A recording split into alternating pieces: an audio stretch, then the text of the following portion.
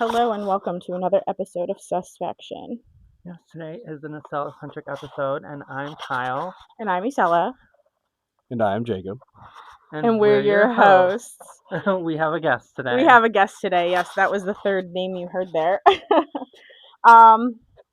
Okay, so first, the title for today's episode is Gifted Program or Gifted Programming. I don't know about you, but my co-host and our guest are both younger than I am, so correct me if what I'm about to describe is different from your own experience or memory. But when I was in school, we did assessments that, as a student, I didn't understand the purpose of. We took cognitive ability testing and personality tests, which to me, I never understood what the personality test had to do with learning, at least when I was in school. I have ideas now, or theories rather, but fifth graders today, at least at the school that I work at, still do these types of tests, both the cognitive ability tests, the COGAT, and personality tests. Fifth graders probably still have no idea why they're doing it, and the teachers in my school have even told me that they don't know why we're doing it because there's no real gifted program anymore. I remember doing it. I just don't remember why. You don't know why? Yeah. I only participated in two specific ones. I did a literature one for just English and reading, and social studies. Those are the only programs I directly participated in. I don't think at Lincoln we ever did any personality assessments. I vaguely remember some kind of cognition things, but in retrospect, I think most of that was really just to find special needs students that were kind of hard to spot. You know what I mean?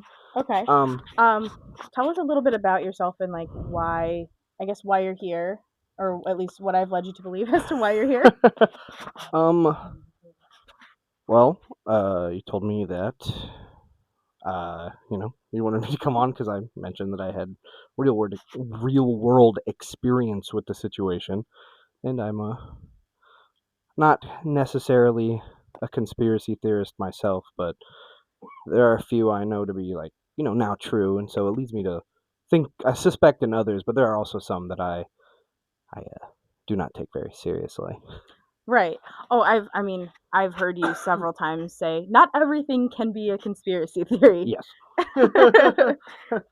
Sometimes people think the government's way smarter and are capable of way more than they really are. I think that's fair. When you see government infrastructure up close, Mhm. some of them still are literally operating with 90s technology. Oh, yes. Yeah, that just leads into so many other questions, like why such a big defense budget if they're still using floppy disks? That's fair. My mom worked for the government, and she always said that government, it moves very slowly. Yeah. Okay. The COGAT is given specifically to seek out giftedness, whereas standard IQ testing covers a broader range of topics and is usually paired with teacher recommendations to decide giftedness. The COGAT scoring is based on age, using standard age scores based on peer age groups, and they usually focus on students that score in the 98th percentile. So, what we're here to talk about today is the claims that have been coming across my For You page that the GATE program is somehow connected to Project Monarch. What's that? Project Monarch is a conspiracy theory that alleges the existence of a secret government mind control program.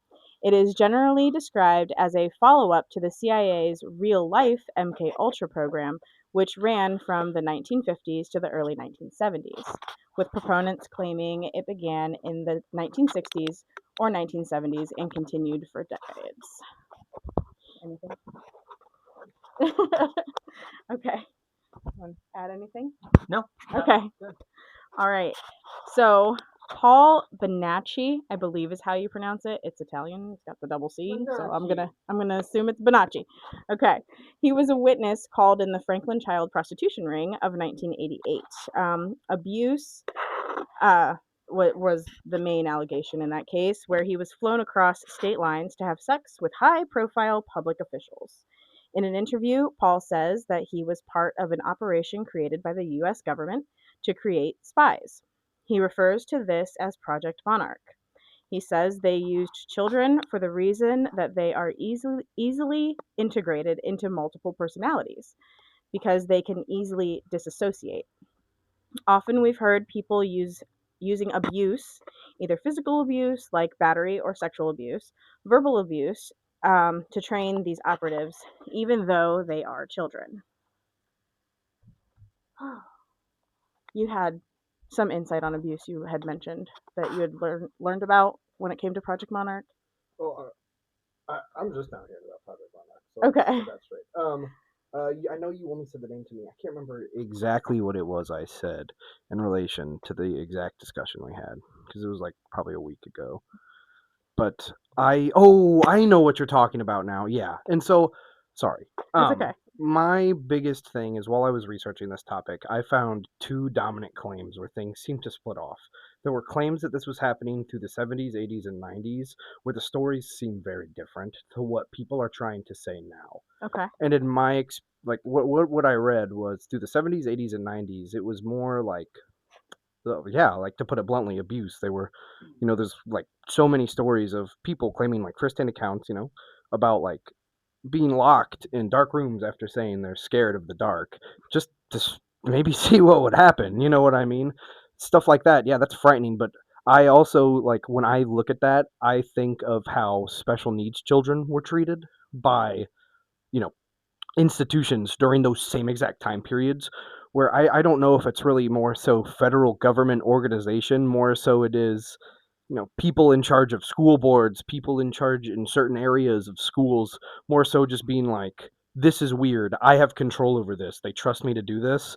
Nobody's really going to question my actions. And even if XYZ student goes home and says anything, are they even going to believe him? You know what I mean?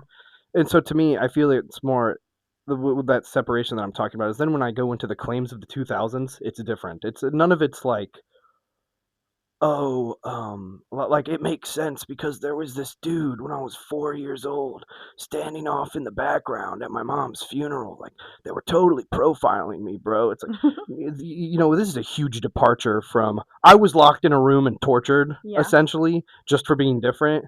This is, oh no, man, yeah, I was in the gifted program. And that means I actually totally was special, even though nothing really came of it because like the government was watching me. Okay. All right. Well, Paul says that the purpose was, as an adolescent, to get adults who were powerful political leaders into positions where they could be compromised. The whole mission was for me, this is Paul talking, the whole mission was for me to go into military service and become an officer, retire after only a few years, 6 instead of the regular 20, move to Germany and be placed as an ambassador, then come back to the US and run through an office. But they would control all the things that I did. I would be their puppet. The interviewer then prods, but you said that this broke down in 1986. He says, I do not answer phones now because that is how they trigger the others. He's referring to alternate personalities when he says the others. So they aren't personalities, though, he says. They contain no memories at all. They were placed as hypnotic suggestions and only come out with a code.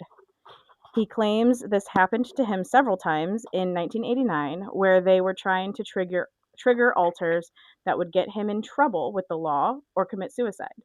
He said after the tasks were completed that were triggered with a code, he would arrive back home and then the memories would be completely erased. That's just not how psychology works. That's just not how the human brain works. I mean, but even putting that aside, I can't 100% say that what this dude's saying, like, it didn't happen. You know what I mean? But I would like to clarify. So you're talking about when you say interviewer. Yes. Is this an interview or is this when you mentioned court earlier. Is he on the stand right now or is he just being interviewed? This was an interview that was before court to make sure he was mentally. Did he take the stand in court? I believe so. Do we have any information on that? I have. Because if he did take the stand, I'd be interested to know what he said specifically on the stand. Because I can say whatever I want in an interview. sorry if this dude did go through this, and I'm besmirching him. But unfortunately, I I find most of his claims to be quite dubious, and also like they learned through MKUltra, especially when we learned how Chinese people really were brainwashing American citizens. It wasn't through drugs; it was through mass manipulation and controlling resources at POW Oh, camps. there's his name. I was like, what? Okay, so this is where it gets a little dicey. He was a witness, but he was also charged by the grand jury, ultimately not convicted. And then he filed a civil suit against one of the other men the same year, and he did win. So, if I want to put my 2 cents out there, just for the whole end of the situation when it comes to him specifically, Yeah. for me, it just kind of sounds like, oh shit, dude, we got fucking caught. And they're looking at each other like, oh fuck, oh fuck, oh fuck. And then one of them's like, I know if the federal government's my enemy and I have top secret clearance, I can just claim a bunch of shit about the US federal government that'll make the US public supportive of me. Okay.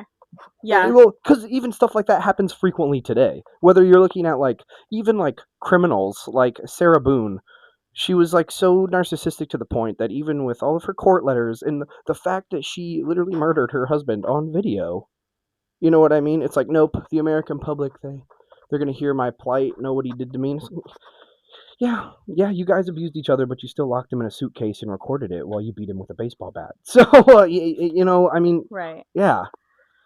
Okay. So what's happening online everywhere now is that they're trying to tie the information from his Project Monarch on the internet with, and many people are saying that they feel that the GATE program was a continuation of Project Monarch, where they sought out students in the US public school system. So now we're going to talk about that. So first, when was GATE? GATE was a Cold War catalyst. 1958, the National Defense of Education Act, or the NDEA, was the first large-scale federal initiative in gifted education. You want to talk to us about your experience with Yeah, GATE? and I also want to like put at the front that to build off of what I was talking earlier, when I say the things about like abuse that were happening in the past and like talking about Gates' history, I think at first why so many things can be tied to it, especially early on, Mm-hmm. is because people used it dominantly as a shield to protect their actions from consequence. Okay. And so a school would get in trouble because something happened. No, no, no, no, no. You don't understand. This student was going through a special gifted process. You know, Oh. you don't understand. You don't get it. You know, it's all good, all in the clear. You know what I mean? But then the truth is like, man, you have these people in charge of classes, especially like during times like this. Mm-hmm. They didn't give a shit about that stuff. They didn't give a shit about GATE. They didn't shit about gifted students. You know, especially for times like that, Cold War specifically. Mm-hmm. Get your grade up, get your average graduation rate up. Yeah. Period. Okay. You know what I mean? Yeah. And I really just think it was one of those things that people just used to weaponize their ignorance, where it's like, I think that this kid's faking this. I think they're an attention seeker, and I want to pull it out of them. You know, it's something Oh. like that. Yeah, Just I like could see that. vindictiveness. Because Right. there are definitely people who today would still try and do that shit. Especially with 100% like if they could. ADHD or autism. You Those know, are the two big ones, I so, think. well, like look at like even happened nearby. There are teachers who are capable of doing things like that already. There was a woman at the in what's it called, Mount Blanchard or Okay. between Forest, Riverdale. It was Okay. all over Yeah, the yeah. news. Her name was like Barb Williams or something. She grabbed a second grader by like the face and slammed him into a wall. Oh my goodness. You know what I mean? Yeah. But when you do stuff like that, you can't hide behind anything. You know what I mean? Right. And so sometimes I really just think it's no different than how there are some men and women who just enter the field of teaching Mm-hmm. just to victimize children. I think there are people who seek out positions of power specifically so they can victimize the weak. Oh, 100%. And I think that happens way more than the US federal government trying to brainwash what they consider smart children to do things. Because that's my first gripe. If the gifted program were a way to, you know, make us more susceptible to certain information, why would they be teaching me to comprehend the things I'm reading better? Why would they teach me to understand history better? Why would they make me more of a free thinker if they were only going to control my thoughts in the end? I was just going to say, I think that victimizing children is something that institutions everywhere do. Like victimizing children is like a priority a lot of like very often. It's just like cops. Yeah. You give somebody a position that exists A that they position of can power and they victimize can somebody, use- yeah. you will always draw terrible people to it. Right. Purely. You know, and that's why even in places like our hometown here, it's insane that cops only have to attend one mandatory thing of training. None of them have to take de-escalation training here. None of them have to do any of that extra stuff here. They have to take like 2. Everything else is totally what's the word? Up to them if they want to take it or not. Like furthering education. Yeah. Yeah. No, that's probably my biggest gripe. That's actually why I got out of human resources, is because they don't train people anywhere and then they fire them for not being trained properly. I think the federal government is like just corrupt on like a macro scale. Yeah. But I think a lot of the things that we attribute to the federal government, I feel like blaming state and local governments makes more sense. Oh, yeah, for sure. So I'm going to go into a little bit more of the history of GATE really quick. So the Cold War catalyst, late 50s, early 60s, the most significant surge occurred immediately after the Soviet Union launched Sputnik in 1957. Last episode, we talked a little bit about the space race. And I feel like you were saying, they just wanted test scores to be elevated because they were trying to compete with other countries in the world. US number 1. Right. That was what they were trying to convey to the rest of the planet. So the Sputnik event sparked a national crisis of perceived scientific inferiority. You know what men do when they feel inferior. Sorry, guys. Leading to the National Defense Education Act of 1958. This was the first large-scale federal initiative in gifted education. It poured over $1 billion into identifying and supporting talented students, particularly in STEM fields, to bolster national security. During the 1950s and 60s, many schools across the U.S. established formal gifted programs for the first time to meet these new federal priorities. Post-Sputnik era, which was considered 1957 to 1969, the initiative focus used on finding bright students to bolster national interests. This, today, would be done by paying influencers, but I'm not going to get into that one today. Components of bolstering the national interests include national security, protecting physical, political, and cultural identity from external threats, economic prosperity, negotiating trade agreements and securing resources, strategic alliances, building partnerships to amplify influence, shared defense responsibilities, and create shared economic advantages, international influence, promoting values, enhancing prestige, and ensuring national sovereignty is maintained. So, how did they do this before they started paying influencers? Through diplomacy, negotiations, and foreign policy, by a show of military strength, by deterring threats, economic policies, aid, trade and investment, and technological innovation by investing in research and development to maintain a competitive advantage. So, now we're getting into the 70s and 80s. While in the 50s, the initial funding came through, the 1970s and 80s saw the movement evolve into the standardized GATE programs that we are more familiar with today. The Marland Report of 1972 was the landmark federal report, provided the first formal definition of giftedness. So before that, I guess we're just looking at exceptional students.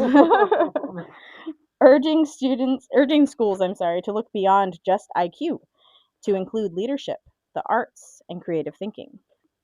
Establishment of GATE was 1979 to 1980 in states like California.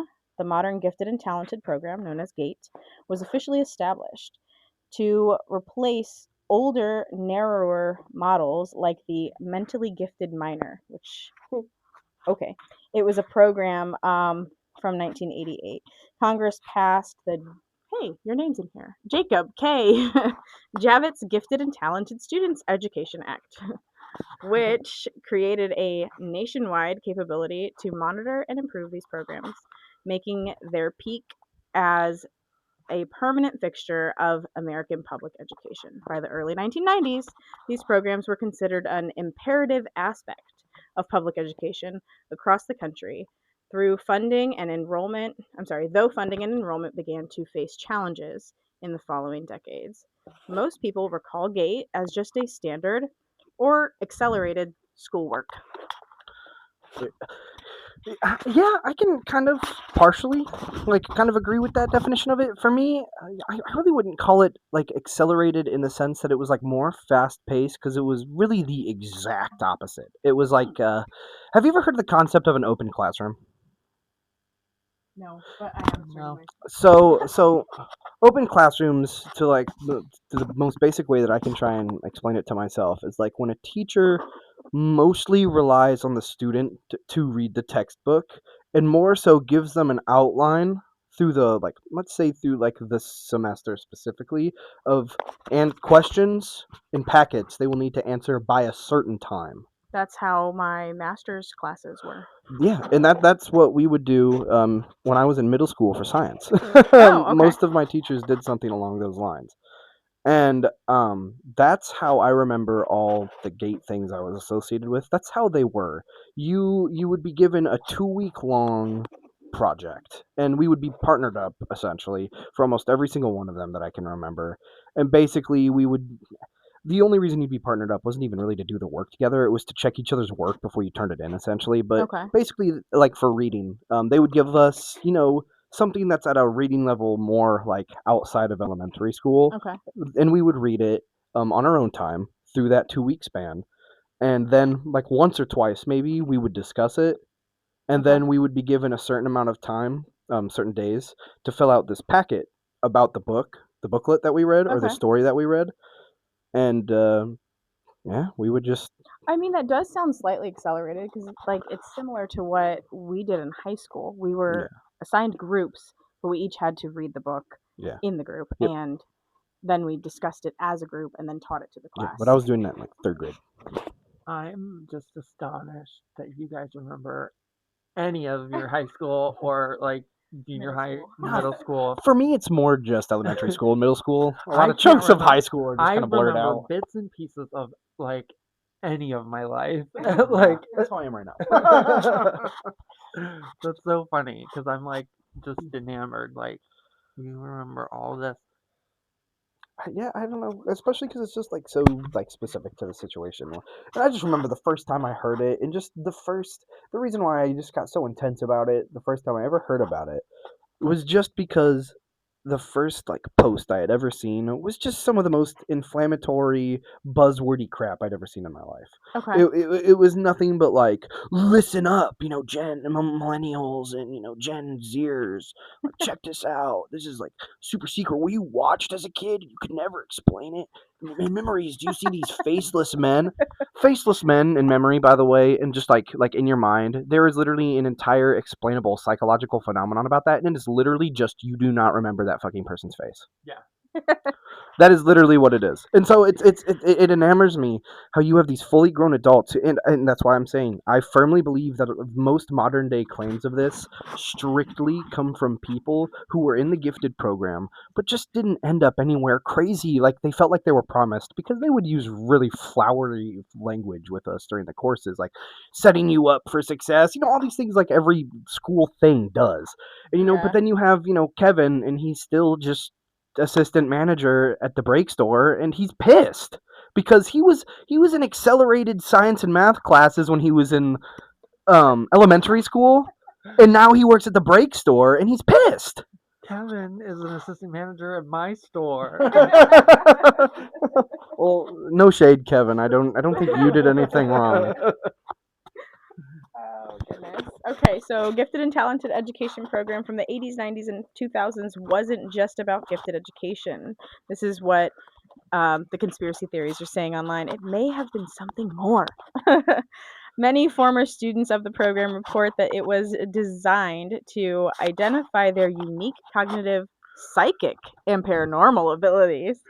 Reoccurring stories involve children taking pink drinks for memory loss or undergoing wild sci-fi-like testing to find psychic potential. Did you drink anything pink?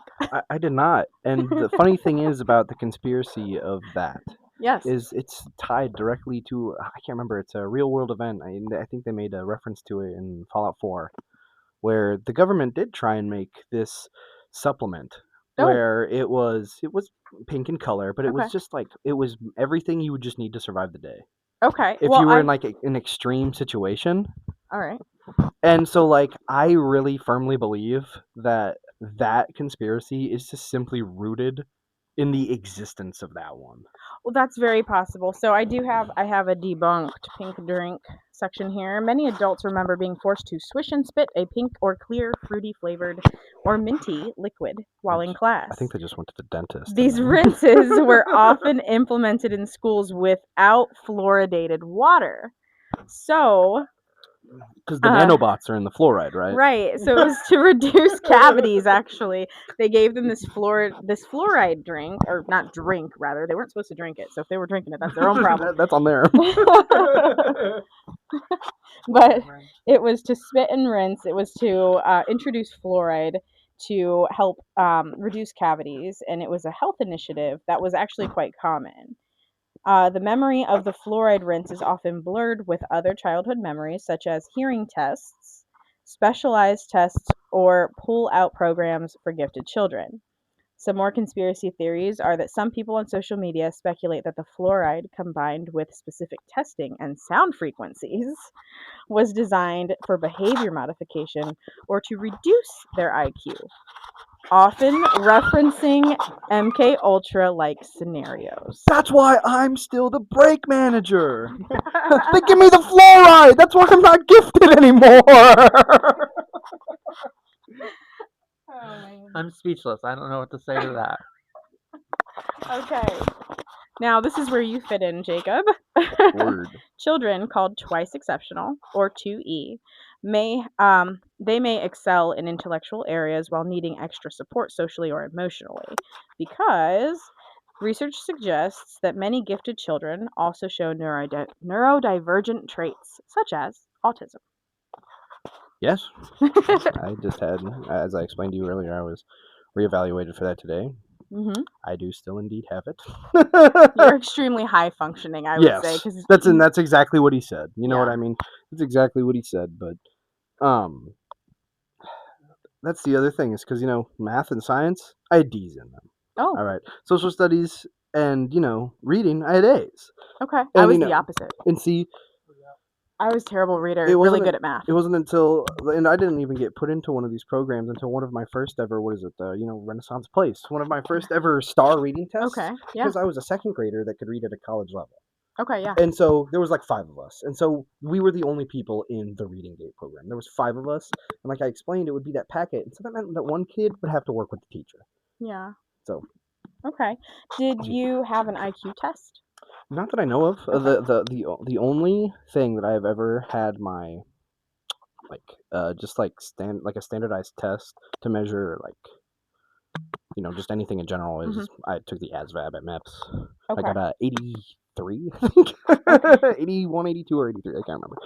Okay.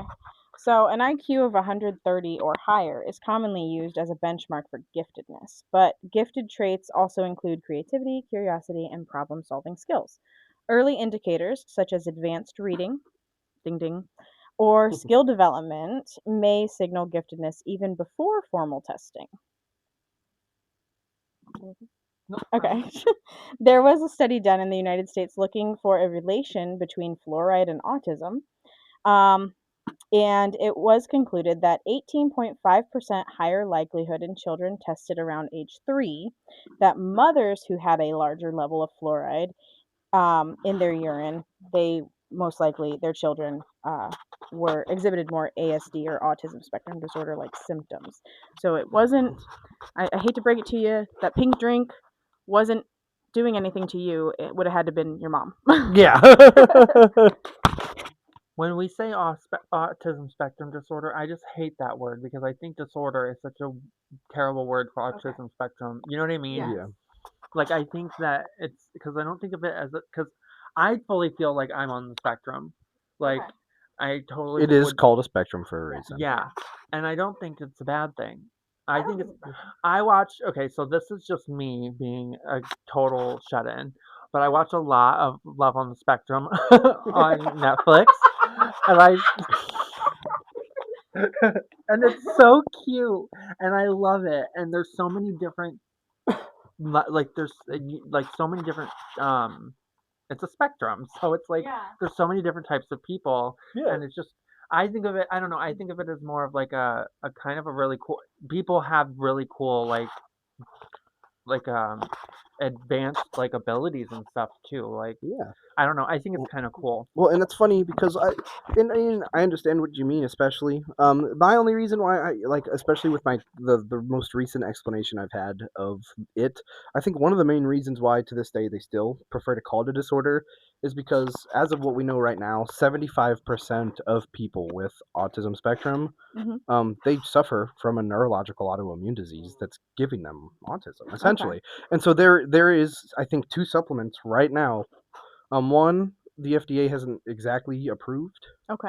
to be used in this way, even though there's a lot of research going on and how it does help that 75%. Okay. The most recent study that they've done with it was there were 5 students that were, well, not students, there were 5 nonverbal autistic children Okay. that were given regular speech therapy. Mhm. And then there were 5 nonverbal autistic children that were simply given regular, like interval therapy that they would get otherwise without speech therapy, and they gave them the medication. Okay. And by the time the study was done, the children who didn't get any regular speech therapy had better linguistic and speaking skills, Yeah. as if they had had double amount of therapy time. Okay. For people who were my personal doctor, he shared this information with me, and I'm not gonna say his name. I'm not dox the poor guy, but his son has autism spectrum. Okay. He was nonverbal, and he's taken the medicine. I can't remember her, like I think a month or more, and he's said 6 words since. Okay. And so it's one of these things where it's like more and more we're starting to get it a little better. Right. And I wasn't going to go into this, but I'm doing a PD, a professional development on Wednesday over autism spectrum disorder. Sorry, that's what it's called. But that's what, and it's an entire PD. It's from 8 a.m. to 5 p.m. So I'll be doing that so that I can better identify, especially if I did one on ADHD in the fall, and now I'm doing one on autism. Also, I'm going back to school to study special education, getting a master's degree in that. I also have taken it upon myself to learn sign language for those nonverbal students. So that's not a requirement, but I did that for myself. It's funny you mentioned that too, because I recently learned that ADHD is no longer considered a learning disability. No, it's not. Yeah. It's not a disability. Yeah, it's no longer considered one. When I was first diagnosed with it, it still was. There's a lot of wrong information still out there, and I witnessed one of the state workers working with one of our students the other day, and she did something, and I'm like, I wanted to say something, but at the same time, like, I'm not certified yet. So I was like, do I say something? Do I not say something? She was working with a preschooler about what they're supposed to do at the end of the day. Tell me why she wrote this preschooler that cannot read a checklist.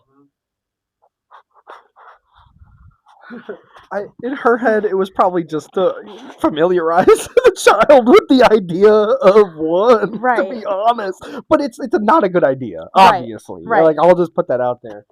In the PD that I did in the fall, talking about working with students, especially younger students that have ADHD and have a hard time developing working memory, is what they call it.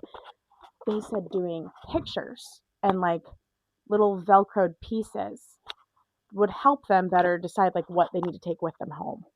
And I'm just like, I'm watching her and I'm like, that's wrong. That's wrong. But I was like, I have to go to my class now. So I didn't stop her, but at the same time, I'm like you were saying, people, especially in the government, and educators are technically government employees, have to take it upon themselves to do furthering education. And they get paid shit. Yes. Yes, they do. Okay. So yes, the pink drink study, the study for fluoride and autism, basically it debunks it. It debunks it. Gifted kids were not given fluoride to dumb them down. There's fluoride in your drinking water, my friend. All right. So, yep. And just to sum things up, Project Monarch was a conspiracy theory alleging that the secret CIA trauma-based mind control program, often described as a continuation of the MKUltra project. And proponents, notably Kathy O'Brien, claim that it creates sex slaves through abuse, though this is not supported by mainstream historical or scientific evidence. That's all I have. I just want to ask a quick question before Sure. we move any further from it. My question is, are you familiar with one of the main reasons why the United States decided to begin MKUltra? I have a disclaimer here about MKUltra. Let me just really quick. As of right now, I don't plan on doing an MKUltra episode, especially dedicated to MKUltra, because it would take more than one episode. Yeah. Instead, I've decided to include it where it has been included in other episodes that I will cover, as you see it popping up here in the gifted program episode, and you saw it in the project, what was it? Looking Glass episode. But yeah, I haven't done research on MKUltra because I just see it popping up everywhere. So, a bunch of American POWs come back from China. China releases them in exchange for nothing, and the American government is baffled because these American soldiers who were just being held prisoner are now communists, and they're now here to talk about how great China is, and they wanted to know how to do that before they figured out how to undo it. They cared more about how can I do that to Chinese prisoners, and they just went to the extreme. They began testing with drugs. They didn't even think for a minute about studying the psychology of mankind. Because when one of the first people was ever rehabilitated, we learned how the Chinese brainwashed people, and it didn't require anything other than a little bit of nicotine and some positive reinforcement. What would happen was they would say, you're a Chinese, you're one of the only people on the camp that can speak English. You're gonna walk up to this POW on behalf of the person in charge of the camp, and you're gonna tell him, hey, do you want 3 cigarettes? And he'll be like, yeah, dude, I would love 3 cigarettes. Be like, you're gonna come with me, and they're gonna sit him down in a room, and they're gonna have him write 3 things he loves about the United States and 3 things he hates about China. And then they're going to give him his 3 cigarettes, and they're going to tell him to go. And they're going to do that with a couple more people. Then a couple days later, they're going to go, hey, man, what's up? You want a couple more cigarettes? And he's going to be like, yeah, I'd love a couple more cigarettes. And they're going to be like, just come in and answer a couple more questions for us. Well, the next time what they're going to do is they're going to do 3 reasons why you hate living in the U.S. and maybe 3 reasons why imperialist China isn't that bad. And then as they continue this process for a couple months, by the end of it, what they would do is they would post everything that all the POWs who were interviewed would say they loved about China around the camp for all the other prisoners to see. And it slowly started to work them down, where you had these guys who, for weeks, they're being treated really well. And the more they hear about it, the better, maybe this place isn't so bad. And then your captor's like, here's a carton, go on home. You're like, okay, maybe this place isn't that bad. And then you come here, and that's what starts happening. And so you have these men being released, brought back to United States government bases, and they're like, China's fucking sick. And you have these army men just like, what happened to you, man? It sounds a little bit like those experiments that they do on rats, where they literally will choose not to eat because they want to continue having orgasms. They have this button for this and this button for food, but they don't care about food as long as they're having orgasms. Have you heard about those? No. Oh. But that's one of the reasons why MKUltra as a whole ended up kind of falling apart, was because once they realized that they were just totally operating from the wrong direction, you already sank all the money into it. You're not going to be able to move it somewhere else. I firmly believe that most conspiracies rooted in the modern day, I think most of them are just taken away from the fact that the truth is, it's just that major corporations and the government work together to get statistics and numbers so that they can sell you better products.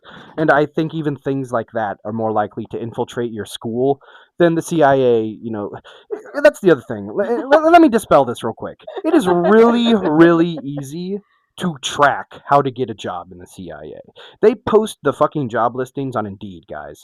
They lay their requirements out for you. Okay. You know, you literally, all it requires to join the Secret Service is a top secret security clearance in any form of government service. That's all it takes. But most of the time, how it was explained to me when I was going, because my MOS was going to be intelligence, Okay. how they explain the rack is if you work through it and you stay, eventually, you're going to be an intelligence officer.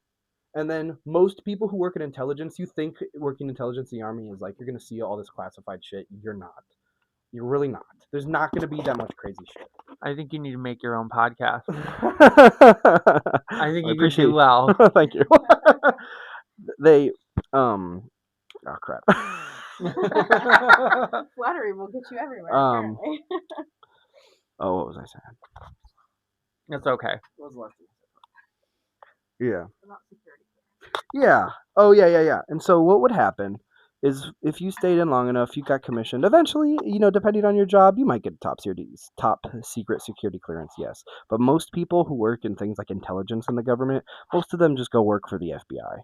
Like literally most of them just go work for the FBI. And then once they get to a certain age at the FBI, that's when a lot of them make the decision. Once they're like almost getting too old, a lot of them will go, all right, now do I want to join the Secret Service? See, I'm not even going to do an episode on the CIA, but I will be covering the FBI. Yeah. I mean, yeah. Right. You want to do a video about a government like branch that was just thrown together? Let's talk about Homeland Security. All right. We'll bring you back for that episode. All right. Well, that's all we have for today. Thank you, Jacob, for coming. Thank you for having me. We appreciate it. Hold on just a second. We post every Thursday at 6 p.m. Eastern Standard Time. Next week, we will be covering, next month, we're going to be covering paranormal inventions. Often in ghost hunting or paranormal investigations, there are devices used that have been designed to detect, communicate with, or record alleged supernatural entities. These devices are known to us and others as paranormal inventions. Yes, that's going to be really exciting. Okay, so like usual, if you want to send us your stories so that we could read them on the podcast, we would love that. You can reach us at suspectionpod@outlook.com. Again, if you want to send us your stories for anything creepy, anything spooky, anything bizarre, weird, whatever, you can send it to suspectionpod@outlook.com, and we also have an Instagram. Our Instagram is @suspectionpod. You can find the links in the bio to the Amazon Music, YouTube, and Spotify. We also have a Patreon where we post our true crime episodes once a month. This month's true crime episode is Satanic Panic, a modern day witch hunt. Yes. And remember, trust no one. Question everything. Bye-bye. Thank you. Bye-bye.